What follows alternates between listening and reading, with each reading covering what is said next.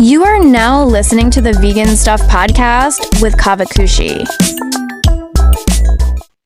Hosting this podcast today are our two AI hosts, Sam and Kim.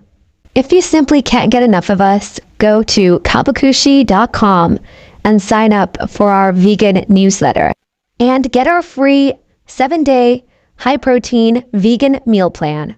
And we also have some good news. We will be releasing our first ever cookbook pretty soon, so stay tuned. Hey, don't forget to follow us on our socials too.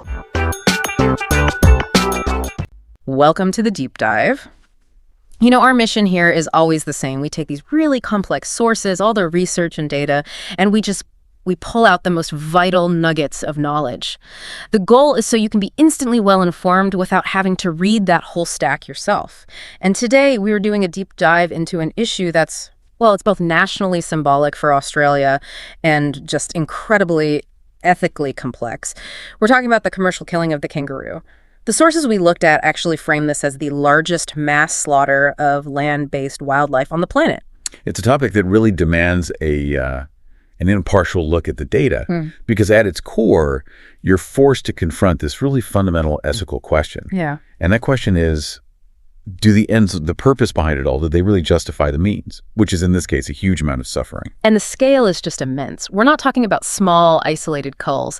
This is a commercial industry running across 4 massive mainland states. We're talking Queensland, New South Wales, South Australia, and Western Australia. And that results in approximately 3 million adult kangaroos being killed commercially every single year. 3 million for meat and for leather products.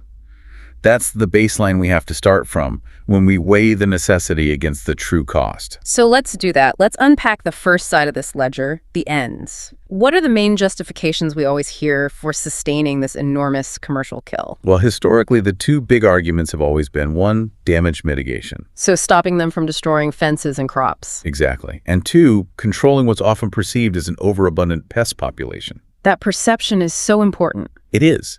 For decades, the whole industry has been built on this narrative that kangaroos are just everywhere, they're out of control, and they're causing massive financial harm to agriculture. But the latest research you found in the sources, it doesn't quite back that up, does it? It really doesn't.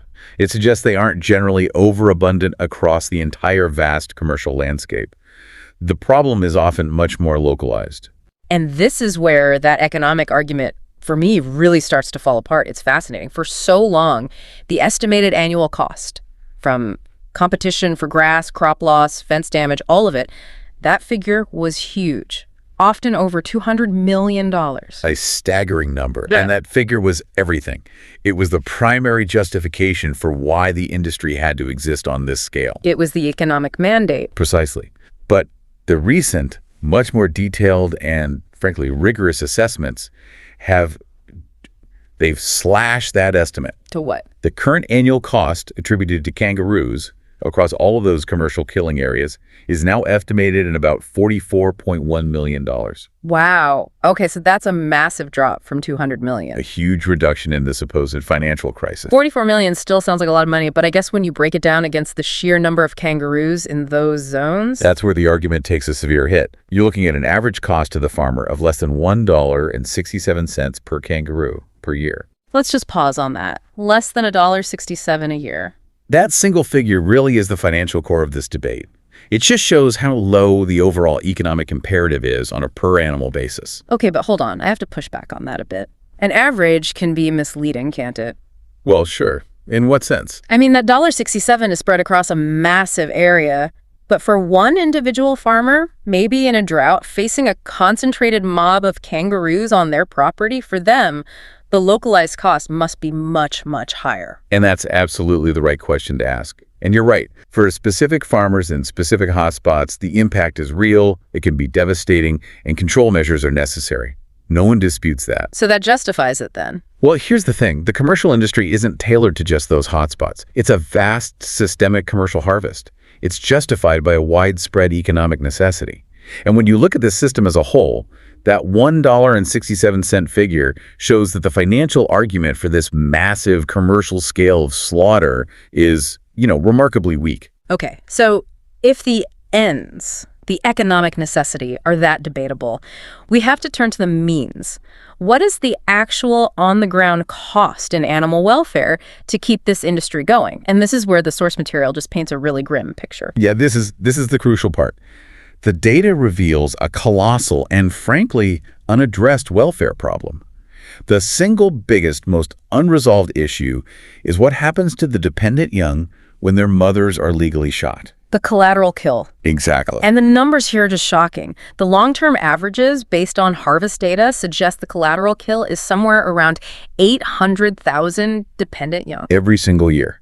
800,000. Wow. And that number is made up of two very different, very vulnerable groups. You have to understand the distinction to really get the scale of the suffering. Okay. You've got up to about 780,000 pouch young sow, tiny joeys still in the pouch, completely reliant. And then on top of that, you have an estimated, up to 280,000 young at foot? So older joeys, but still dependent.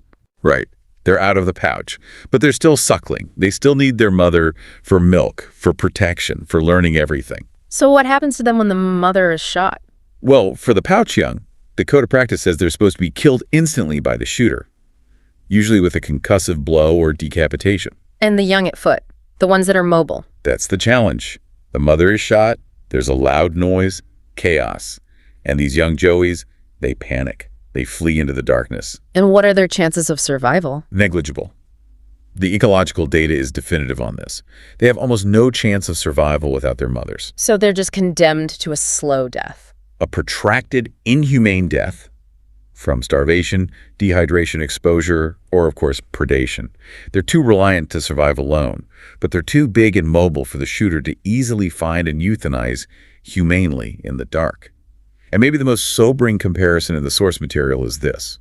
The sources state that this practice, just accepting the death of these orphaned young, would be deemed completely unacceptable in the livestock industry. A major double standard, then. A huge one. And that's not even counting the adults that aren't killed instantly, the misshot animals. Right, and we have hard data on that, at least a baseline, based on carcasses that actually make it to the processing plant. So only the animals they could recover. Exactly. Did you know we have a vegan search engine, a vegan forum, a vegan newsletter, and so much more coming soon? So why not check us out at Caavakushi.com. Even with that conservative data set, an estimated 4.1% of adult kangaroos are misshot annually. 4.1%. Applied to the 3 million annual kill, that's... About 120,000 wounded animals a year. And that's the absolute floor. The real number of animals injured in the field who escape and die slowly over days or weeks it's likely much higher. Much higher. We can't even quantify it. So all this brings us to regulation. There is a code of practice that's meant to stop this level of cruelty, right? There is. It's the National Code of Practice for the Humane Shooting of Kangaroos for Commercial Purposes. And on paper, it sets a very high bar. It mandates that kangaroos have to be dispatched instantly with a brain shot. A brain shot, to ensure a rapid, unconscious death with minimal suffering. That's the standard. So the problem isn't the standard itself, it's the enforcement. I mean, this is all happening in remote locations at night by individual shooters across these vast landscapes. And that's the structural flaw. The sources are clear on this. Because it's so remote and dispersed, routine, comprehensive field auditing is, it's virtually impossible. Which creates this huge gap between what the code says should happen and what actually occurs in practice. Let's go back to that brain shot rule. If that's the mandate, how do we know so many animals are being misshot? And why are they even being processed? The fact that neck-shot kangaroos show up at processing plants is a direct sign of regulatory failure. Because a neck shot isn't instantly lethal. Not at all. It causes severe injury and suffering, but it's very unlikely to cause instant death. It's a clear violation of the code. The fact that processors accept and pay for those carcasses just shows that the commercial incentive often overrides the humane standards. And the procedures themselves can increase suffering. I read that the code allows shooters to fire at multiple animals in a group before they even go retrieve the carcasses. Yes, and that allowance is deeply problematic from a welfare perspective. How so? Well, think about it. If a shooter wounds an animal, but then continues to shoot at others in the mob, that first injured kangaroo could be left to suffer for, who knows, 20 or 30 minutes. Instead of being immediately euthanized, which is what strict welfare standards would demand. Precisely. And what about killing the joeys? the dependent young. Are shooters actually trained in how to do that humanely? No. That's another major failure the sources highlight. There is no formal mandatory training required for shooters on how to humanely euthanize dependent young. And you have to question the humaneness of the methods themselves. Absolutely. The methods, like decapitation for small, furless young, are explicitly questioned in the material. So we have profound welfare costs and systemic regulatory failures.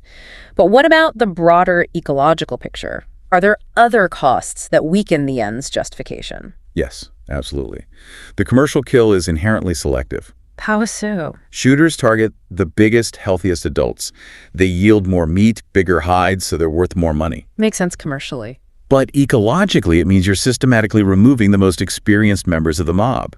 This destabilizes their complex social structures, these things called matrilins, which are the bonds between related females. And why is losing an older female so bad for the rest of the mob? Because those older females, usually between 6 and 15 years old, they're the most reproductively successful.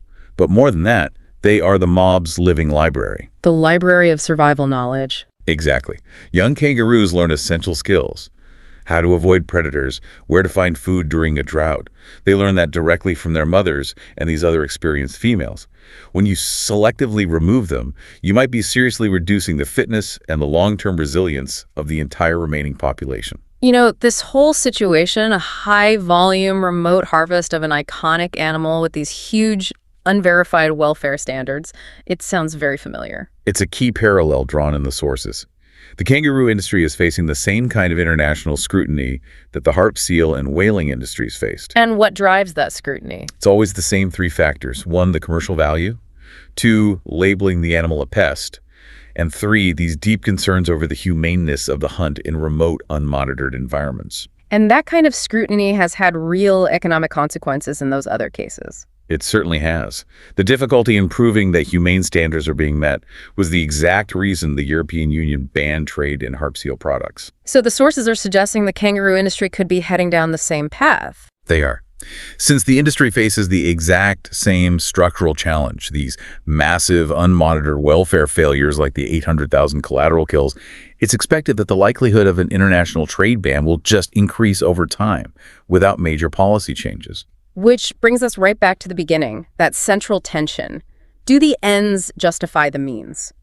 We've got a contested end, an economic argument that boils down to less than $1.67 per animal per year. And that's set against a demonstrably severe and unmonitored means. The welfare failures are just, they're quantifiable, and they are extreme. An estimated 800,000 dependent young as collateral kills, a conservative estimate of 120,000 adults misshot every year, and the disruption of these vital social structures. The conclusion from the sources really is that the legitimacy of this entire commercial kill has to be seriously reevaluated.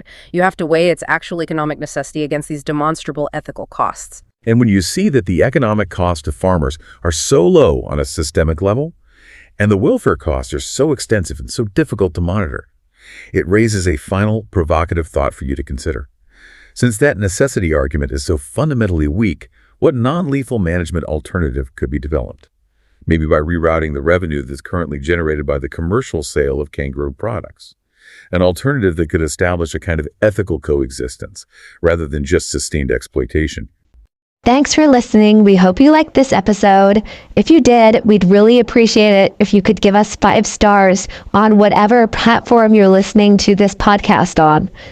Also, we would be so appreciative if you could just share this episode or this podcast with all your friends and family who are vegans or vegan friendly.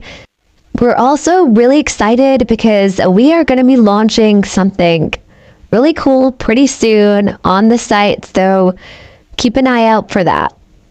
And we will see you really soon with a new episode.